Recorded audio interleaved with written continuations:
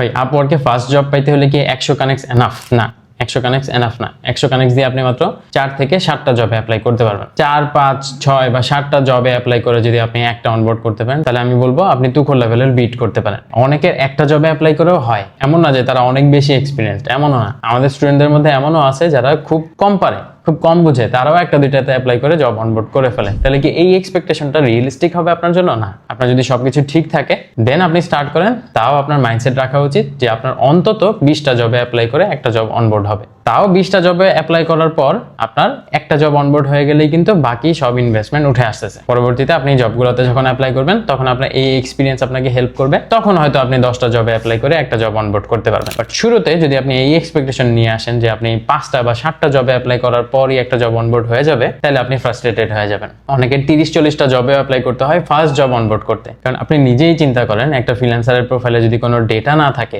কোনো work history না থাকে, তার প্রোফাইলে কোনো ফিডব্যাক দেখা যাচ্ছে না, তাহলে আপওয়ার্কও তাকে অত বেশি প্রমোট করবে না, ক্লায়েন্টও তাকে অত বেশি বিলিভ করবে না। এই জন্য ফার্স্ট জবটা অনবোর্ড করাটা একটু ডিফিকাল্ট হয়।